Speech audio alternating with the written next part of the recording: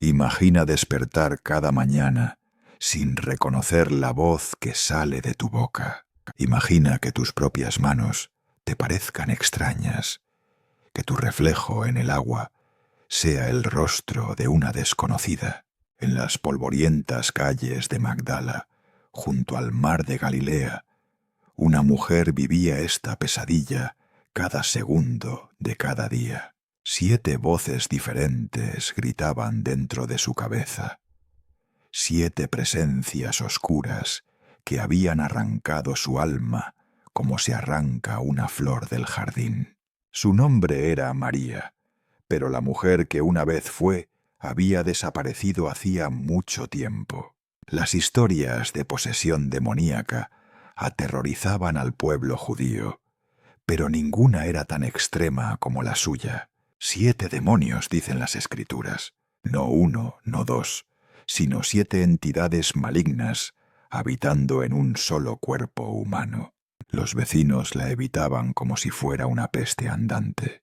Las madres apartaban a sus hijos cuando ella pasaba tambaleándose por las calles. Nadie pronunciaba su nombre sin antes escupir al suelo. María Magdalena se había convertido en un símbolo viviente de la oscuridad más profunda que puede devorar a un ser humano. Pero en medio de esa oscuridad absoluta, algo estaba a punto de suceder. Un maestro itinerante de Nazaret caminaba por las tierras de Galilea.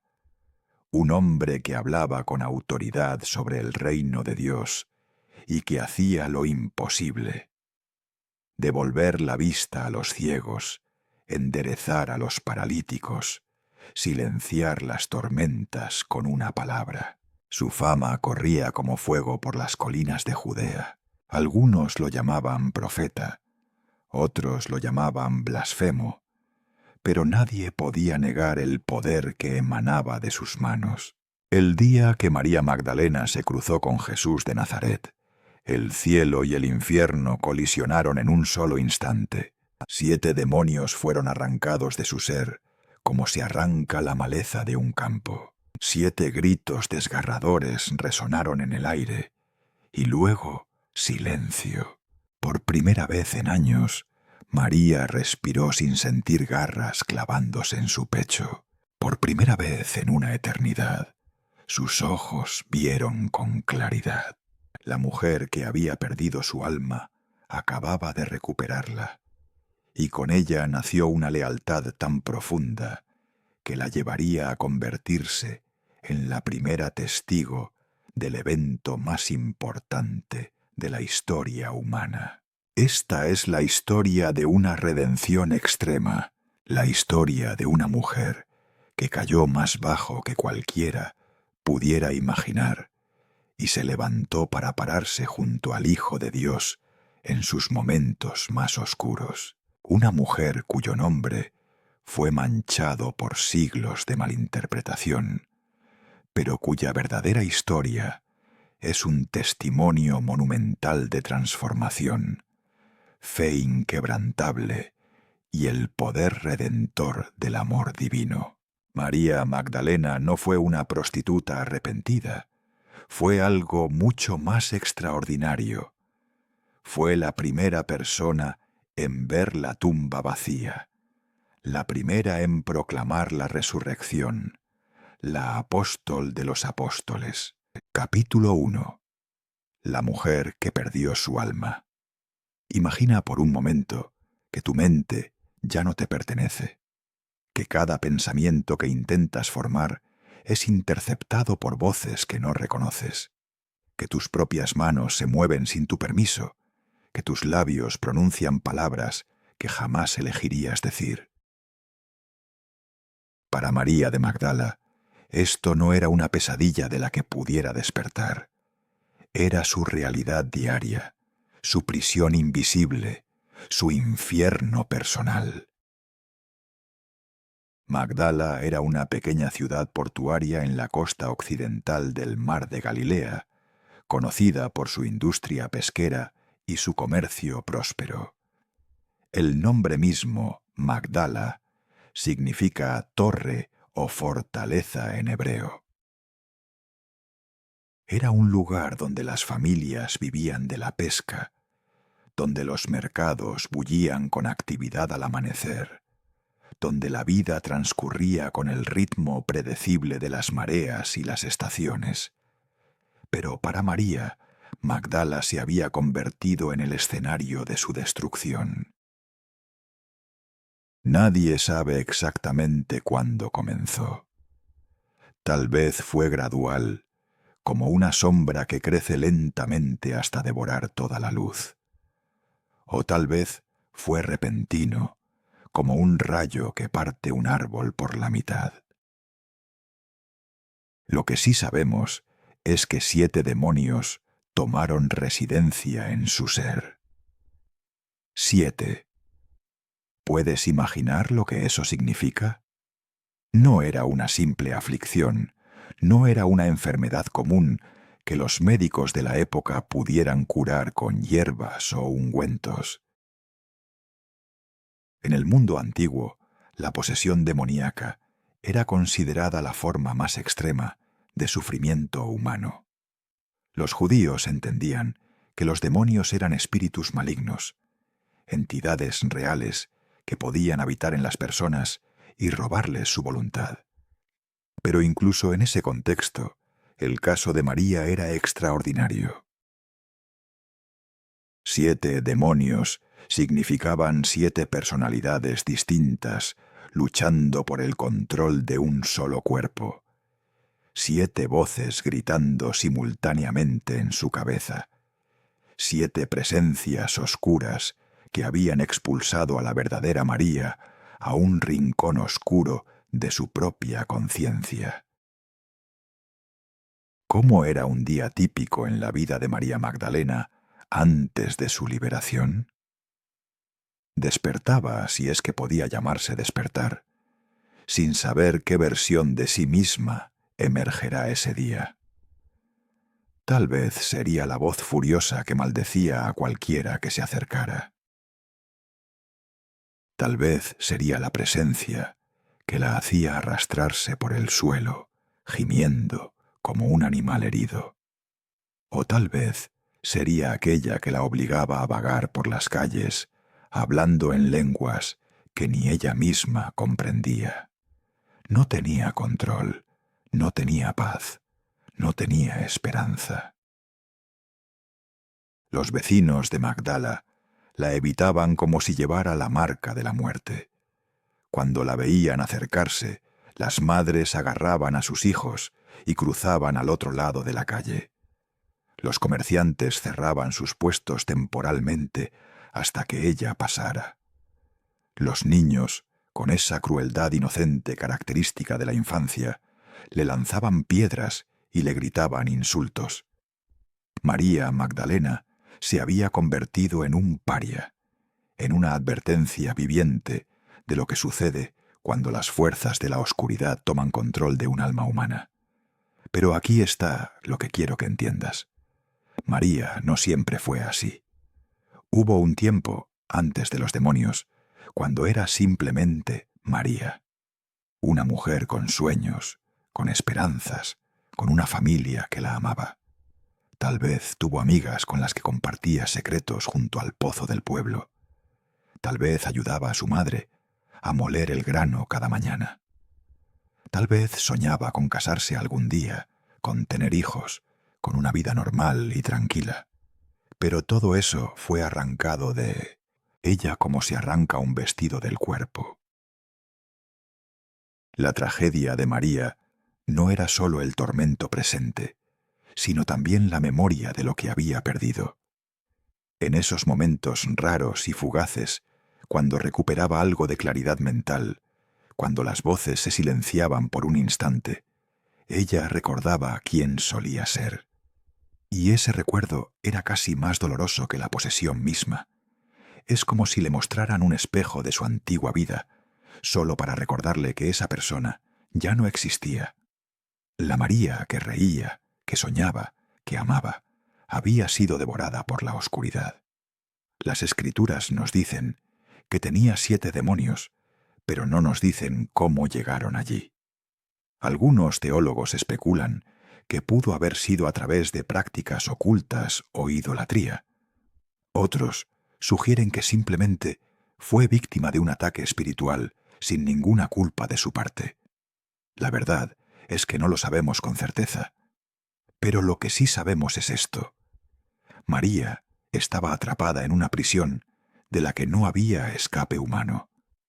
Ningún exorcista judío había podido liberarla.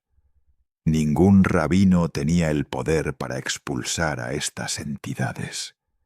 Ningún remedio, ninguna oración, ningún ritual había funcionado.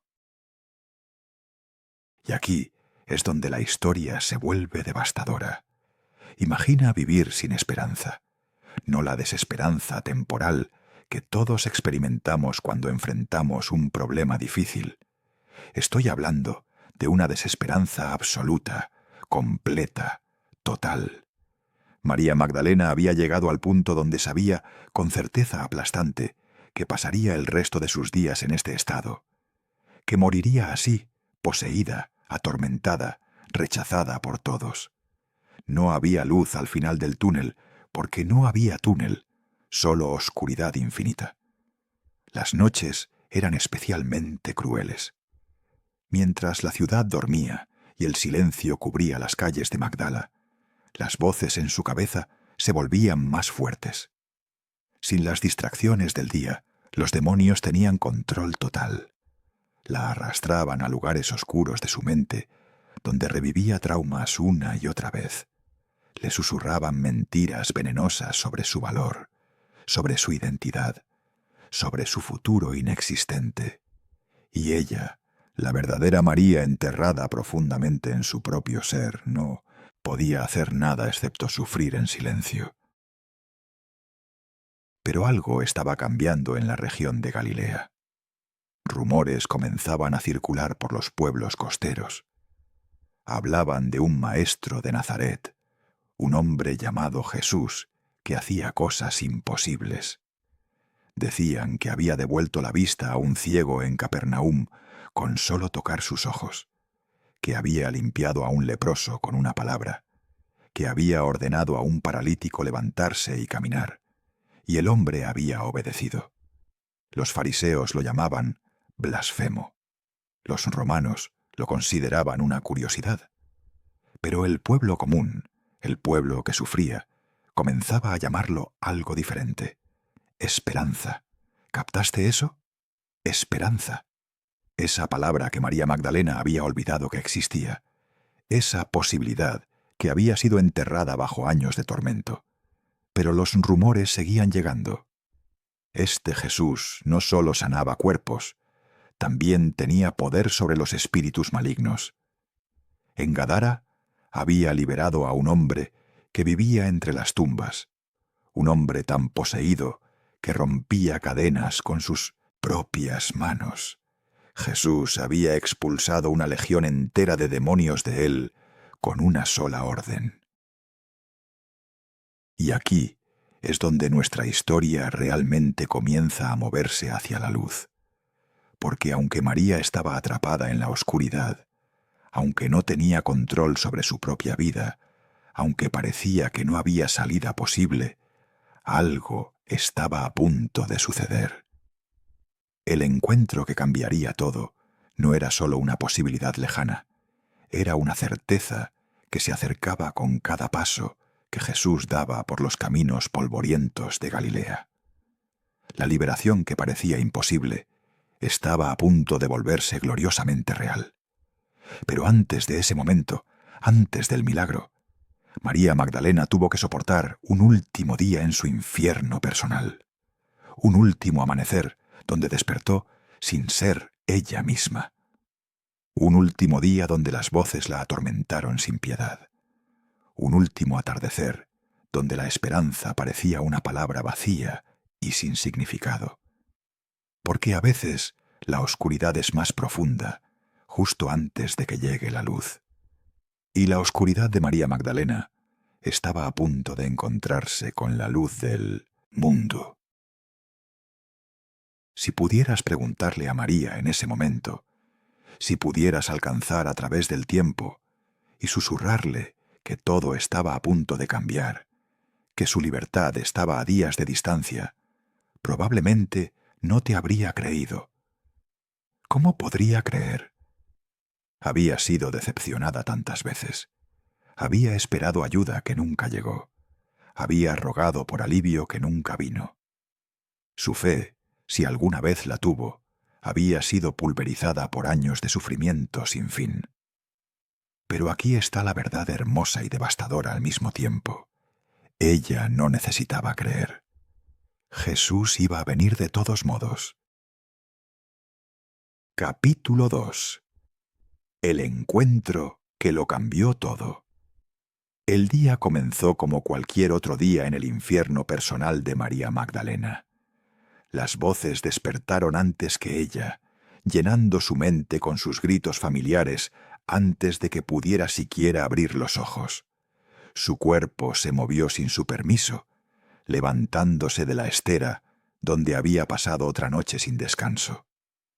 Afuera, en las calles de Magdala, la vida normal continuaba como siempre, pero para María, cada momento era una batalla perdida contra las fuerzas que habitaban en ella.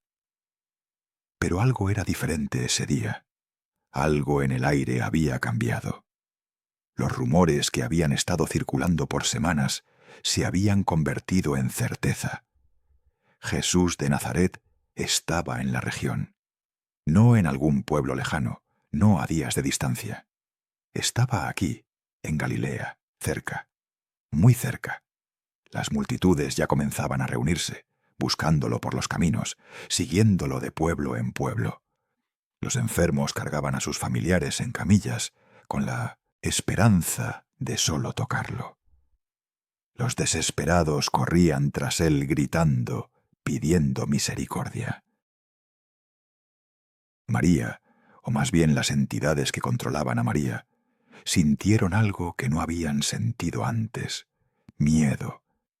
Los demonios que la poseían reconocían la presencia de alguien poderoso en la región, algo o alguien que representaba una amenaza real para ellos. Intentaron mantenerla alejada, arrastrándola en dirección opuesta, haciendo que sus piernas se movieran erráticamente. Pero había una fuerza mayor en juego, una fuerza que estaba orquestando un encuentro divino que cambiaría no solo la vida de María, sino la historia misma. Imagina el momento cuando finalmente se cruzaron. Las multitudes se arremolinaban alrededor de Jesús, presionándolo desde todos los ángulos. Había niños jugando entre las piernas de los adultos, comerciantes vendiendo pan y pescado a los viajeros, fariseos observando con ojos críticos cada movimiento del maestro. Y en medio de ese caos organizado, ahí estaba ella, María Magdalena, con su mirada perdida, su cuerpo tenso como una cuerda a punto de romperse, sus labios murmurando palabras incoherentes. La multitud se apartó instintivamente cuando la vieron acercarse, creando un círculo de espacio vacío alrededor de ella. Pero Jesús no se apartó. Pensemos en este momento, porque es crucial. Mientras todos los demás retrocedían con disgusto y miedo, Jesús se quedó exactamente donde estaba. Sus ojos, esos ojos que podían ver a través de las máscaras que todos llevamos, se fijaron directamente en María, no en los demonios que la poseían, no en la mujer loca que la sociedad veía. Jesús vio a la verdadera María, la que estaba atrapada y gritando en silencio dentro de su propia prisión corporal. Él vio a la hija de Abraham, que había sido robada por las fuerzas de la oscuridad. Lo que sucedió después fue un momento de poder absoluto. Jesús no realizó ningún ritual elaborado. No necesitó ayunos de 40 días, ni oraciones de horas.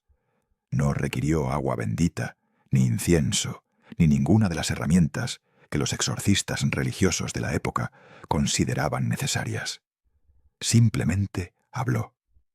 Su voz, firme y llena de autoridad divina, cortó el aire como una espada. Ordenó a los espíritus inmundos que salieran de ella. Y ellos, estos 7 demonios que habían torturado a María durante años, no tuvieron más opción que obedecer. La Biblia nos dice que 7 demonios salieron de ella, pero no describe completamente lo que eso significó para María en ese instante. Imagina sentir como si 7 cadenas invisibles que habían estado envueltas alrededor de tu alma durante años fueran arrancadas simultáneamente. Imagina el silencio repentino después de años de voces gritando constantemente en tu cabeza. Imagina respirar profundamente por primera vez desde que puedes recordar y sentir que el aire llena tus pulmones sin opresión. Imagina mirarte las manos y reconocerlas como tuyas. Imagina pensar un pensamiento, solo uno, sin que sea interceptado o distorsionado. María cayó al suelo, no por debilidad, sino por el peso abrumador de lo que acababa de experimentar. Las lágrimas brotaron de sus ojos, pero eran lágrimas diferentes a cualquier otra que había derramado antes. No eran lágrimas de dolor o desesperación, eran lágrimas de alivio tan profundo que no había palabras para describirlo. Por primera vez, en años incontables, María Magdalena estaba sola en su propia mente. El silencio era tan hermoso que dolía. La claridad era tan brillante que la cegaba. La libertad era tan completa que la abrumaba. Pero aquí está lo que necesitas entender sobre este momento. No fue solo una sanación física o mental. Fue una resurrección mientras aún vivía. María había estado muerta en vida, su verdadero yo enterrado bajo capas de oscuridad espiritual. Y en un instante Jesús la resucitó. Le devolvió no solo su cordura, sino su identidad. Le devolvió no solo su libertad, sino su dignidad. Le devolvió no solo su presente, sino su futuro. Todo lo que había sido arrancado de ella fue restaurado en el espacio de un latido del corazón. La multitud quedó en silencio absoluto. Algunos habían presenciado milagros antes, pero esto era diferente. Todos en Magdala conocían a María, conocían su reputación, su condición, su aparente desesperanza. Y ahora la veían de pie, con ojos claros, respirando normalmente, mirando alrededor como si estuviera viendo el mundo por primera vez. Algunos susurraban entre ellos, otros lloraban abiertamente. Los fariseos fruncían el ceño, buscando alguna explicación lógica que pudiera desacreditar lo que acababan de presenciar. María levantó su mirada hacia Jesús. Por primera vez en años, sus ojos eran completamente suyos, y lo que vio la dejó sin aliento. No vio a un simple maestro o profeta. Vio al Hijo del Dios viviente. Vio al que tenía poder sobre todas las fuerzas del infierno. Vio al que la había visto cuando era invisible para todos los demás. Vio al que la había amado cuando era imposible de amar. Y en ese momento algo se rompió dentro de ella, pero de la manera correcta. Su corazón, que había estado endurecido por el sufrimiento, se hizo blando. Su alma, que había estado muerta, cobró vida. ¿Sabes qué es lo más hermoso de este encuentro? Jesús no le pidió nada a cambio. No dijo, «Te sanaré si primero me sirves durante 10 años». No estableció condiciones ni requisitos. No le dio una lista de reglas que debía seguir para mantener su liberación. Simplemente la liberó, porque ese es su carácter. Él vino a buscar y salvar lo que se había perdido, y María estaba tan perdida como humanamente era posible estar. Y Él la encontró, la restauró, la redimió, sin condiciones, sin ataduras, pura gracia, puro poder, puro amor. La noticia de lo que había sucedido se extendió por Magdala como fuego en paja seca. Las mismas personas que habían cruzado la calle para evitarla, ahora querían verla de cerca. Las mismas madres que habían apartado a sus hijos, ahora las traían para que fueran testigos del milagro. El pueblo entero quedó conmocionado. Algunos celebraban, otros dudaban, pero nadie podía negar que algo imposible había ocurrido. La mujer que todos daban por perdida había sido encontrada. La que estaba atada había sido liberada. La que estaba muerta había vuelto a la vida. Pero para María, el verdadero impacto de ese día apenas comenzaba a procesarse. Después de que la multitud se dispersó, después de que Jesús continuó su camino hacia el siguiente pueblo, ella se quedó parada en medio de la calle vacía. El sol comenzaba a ponerse detrás de las colinas, pintando el cielo de naranja y púrpura, y por primera vez en años, María vio la belleza de ese atardecer, no a través del filtro distorsionado de la posesión, sino con sus propios ojos, con su propia mente, con su propio corazón. Esa noche, cuando María se acostó en su estera, algo extraordinario sucedió. Durmió. Realmente durmió. Sin pesadillas, sin voces, sin terror. Solo un sueño profundo, reparador, pacífico. Y cuando despertó la mañana siguiente, su primer pensamiento fue claro y suyo. Necesito encontrarlo de nuevo. Necesito estar cerca de quien me devolvió mi vida. Necesito servir a quien me liberó sin pedir nada a cambio. No por obligación, sino por amor. No por deber, sino por gratitud. No porque tuviera que hacerlo, sino porque no podía hacer otra cosa. Este encuentro con Jesús no fue el final de la historia de María Magdalena. Era solo el comienzo de una transformación que la llevaría de ser una mujer poseída por demonios a convertirse en una de las seguidoras más fieles de Cristo. El comienzo de un viaje que la colocaría al pie de la cruz cuando otros huyeron. El comienzo de un destino que la convertiría en la primera testigo de la resurrección.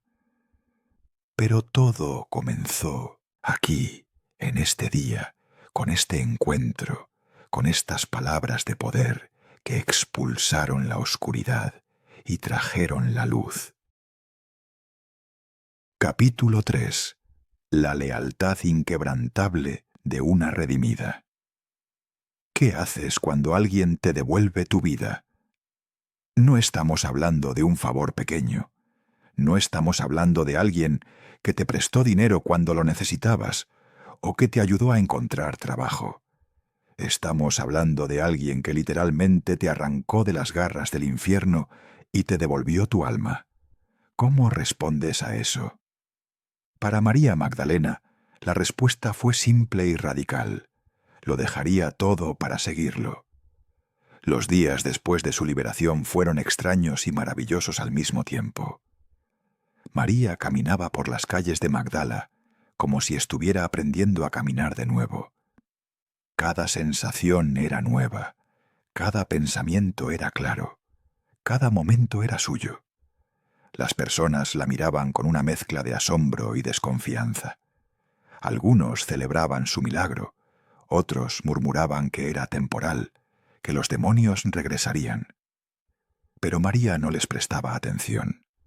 Su mente estaba en otro lugar, enfocada en una sola cosa: encontrar a Jesús y nunca dejarlo ir. No pasó mucho tiempo antes de que tomara su decisión. Jesús y sus discípulos viajaban constantemente de pueblo en pueblo, predicando el reino de Dios y sanando a los enfermos. Era un estilo de vida itinerante, sin hogar fijo, sin seguridad económica, sin las comodidades de una vida establecida. Para la mayoría de las mujeres judías del primer siglo, unirse a este grupo habría sido impensable. Las normas sociales eran claras. Las mujeres respetables se quedaban en casa, cuidaban a sus familias, mantenían sus hogares. Pero María no era como la mayoría de las mujeres. Aquí está lo que necesitas entender sobre la decisión de María. No era solo gratitud superficial, era algo mucho más profundo. Cuando experimentas una redención tan extrema, cuando pasas de la oscuridad absoluta a la luz completa, algo cambia fundamentalmente en tu interior. Tus prioridades se reorganizan. Las cosas que antes parecían importantes se vuelven insignificantes. Las cosas que antes ignorabas se convierten en tu única razón de vivir. María había visto el poder de Dios encarnado. Había experimentado su compasión de primera mano. Y después de eso, ¿cómo podría volver a una vida ordinaria? Las Escrituras nos dicen que María Magdalena se convirtió en una de las mujeres que seguían a Jesús y lo servían con sus propios recursos.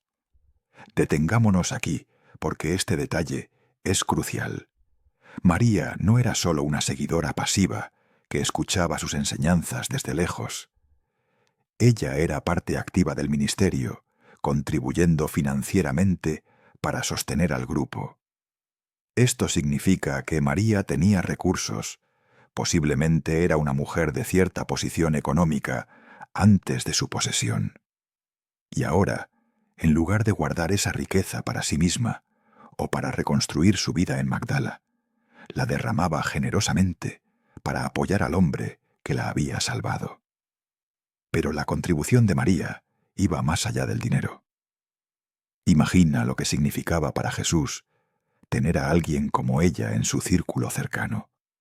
Alguien que había experimentado la liberación más dramática. Alguien cuya transformación era prueba viviente del poder del reino de Dios. Cuando los fariseos cuestionaban la autoridad de Jesús, ahí estaba María, un testimonio andante de su poder sobre las fuerzas demoníacas. Cuando los escépticos dudaban, ahí estaba ella, una mujer que todos en la región conocían por su condición anterior y ahora veían completamente restaurada. La lealtad de María se manifestaba en los detalles diarios. Mientras los 12 discípulos varones debatían sobre quién sería el mayor en el reino, María simplemente servía. Mientras Pedro negaba conocer a Jesús en el patio del sumo sacerdote, María permanecía cerca incluso cuando era peligroso. Mientras los demás huían cuando las cosas se ponían difíciles, María se quedaba. Esta no era la lealtad nacida de la obligación religiosa o el deber social. Era la lealtad nacida del amor más puro, el amor de alguien que conoce el precio de su redención. ¿Puedes imaginar las conversaciones que María debe haber tenido con Jesús durante esos años de ministerio? Mientras caminaban por los polvorientos caminos de Galilea, mientras descansaban bajo los olivos al mediodía, mientras compartían comida alrededor de fogatas nocturnas. María había experimentado el lado más oscuro de la existencia humana. Ella sabía lo que era estar completamente perdida. Y ahora, caminando junto al Maestro, aprendía lo que significaba estar completamente encontrada. Cada parábola que Jesús enseñaba resonaba en su corazón de una manera única. Cada milagro que presenciaba le recordaba su propio milagro. Había otras mujeres que también seguían a Jesús. Juana, la esposa del administrador de Herodes, Susana, y otras más cuyos nombres no conocemos, pero que también habían sido sanadas y liberadas. Formaban un grupo extraordinario, rompiendo todas las convenciones sociales de su época. Pero incluso entre estas mujeres valientes, María Magdalena se destacaba.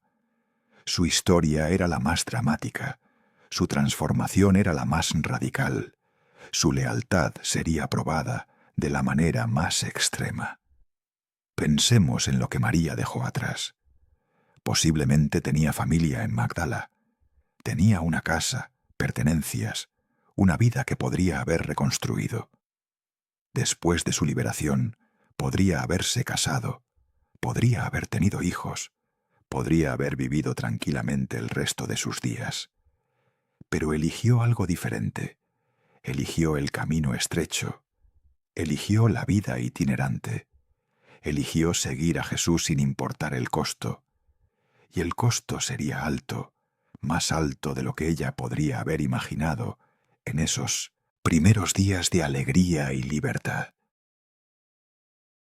La gente del pueblo murmuraba sobre ella. Las lenguas se movían, especulando sobre esta mujer que había abandonado todo para seguir a un predicador itinerante. Algunos la admiraban, otros la criticaban. Los fariseos la usaban como evidencia de que Jesús se asociaba con pecadores y personas de reputación cuestionable. Pero María no se inmutaba. Había experimentado algo que ellos nunca habían experimentado.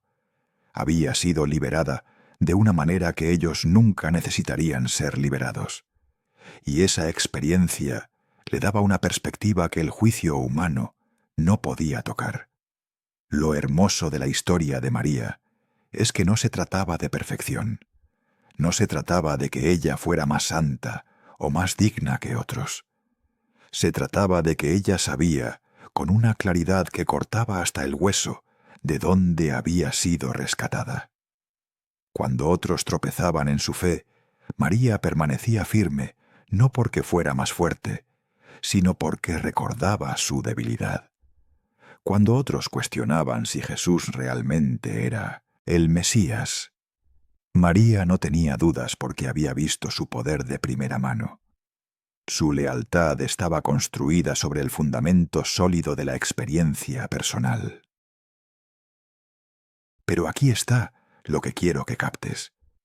La lealtad de María estaba a punto de ser probada de una manera que nadie podría haber anticipado. Seguir a Jesús durante su ministerio de éxito, cuando las multitudes lo aclamaban y los milagros fluían como agua, eso era relativamente fácil.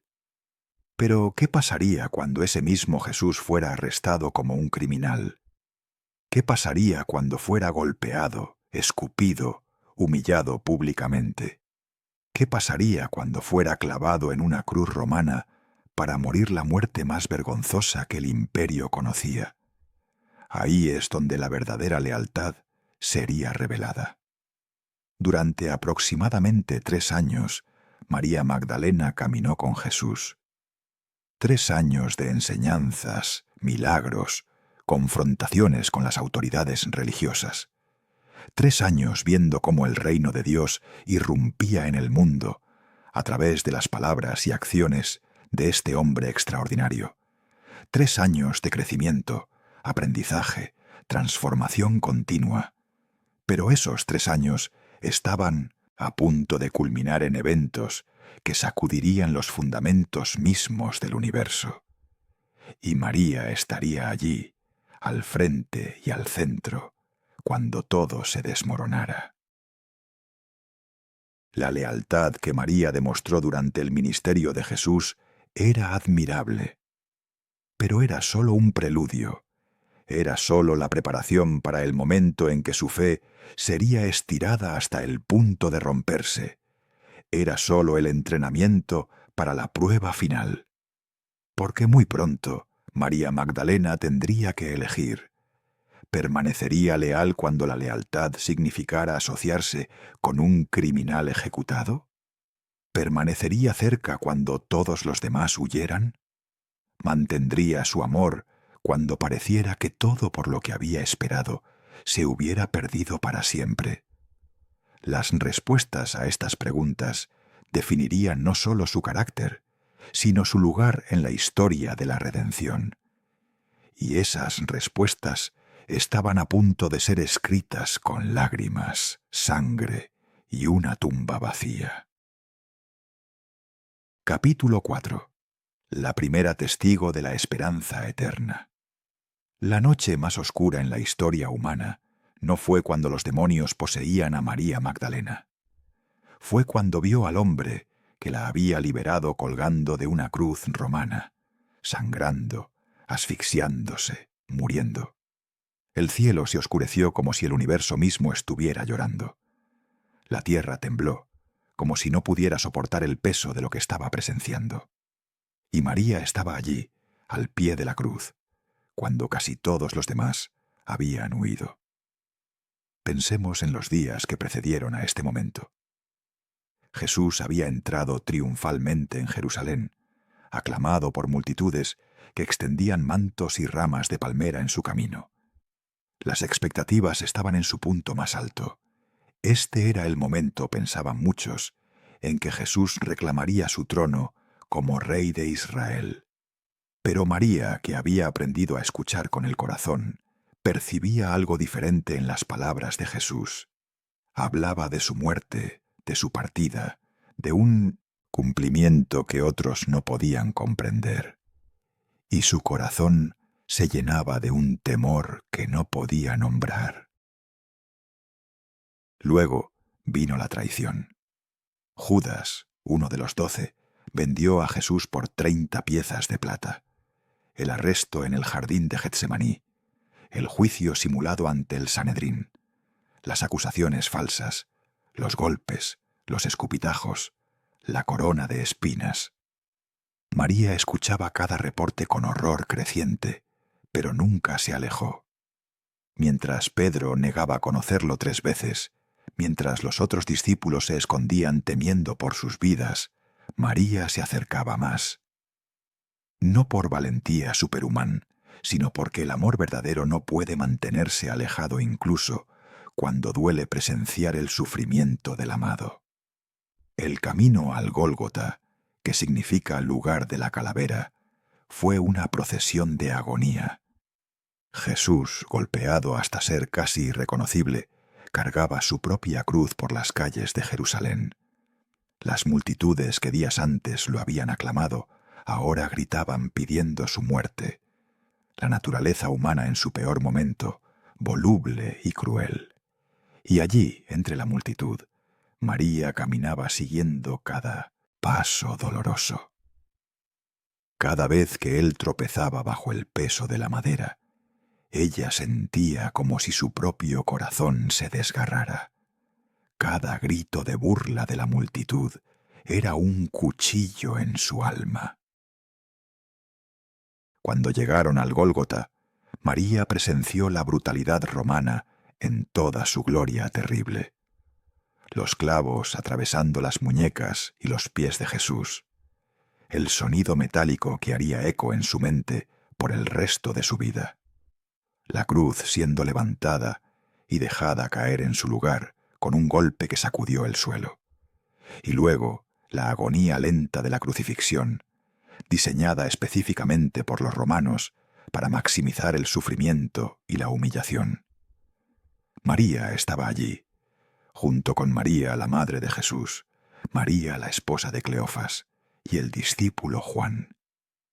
Mientras otros miraban desde lejos, ellos permanecían cerca. ¿Puedes imaginar lo que pasaba por la mente de María Magdalena en esos momentos? El hombre que la había liberado de 7 demonios ahora parecía completamente impotente. El que había resucitado a Lázaro de entre los muertos ahora estaba muriendo él mismo. El que había calmado tormentas con una palabra ahora no podía salvarse a sí mismo. Para alguien que no entendiera el plan mayor, esto parecería el final absoluto de todas las esperanzas. Pero María se quedó, no porque entendiera completamente lo que estaba sucediendo, sino porque el amor verdadero no abandona. Después de 6 horas de agonía, Jesús exhaló su último aliento. Las palabras finales, consumado está, resonaron en el aire.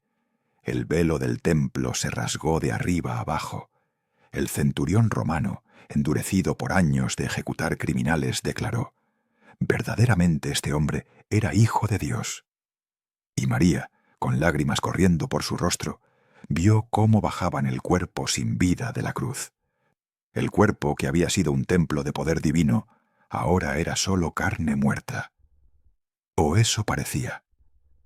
José de Arimatea y Nicodemo prepararon apresuradamente el cuerpo para el entierro antes de que comenzara el sábado. Lo envolvieron en lienzos con especias aromáticas y lo colocaron en una tumba nueva, excavada en la roca.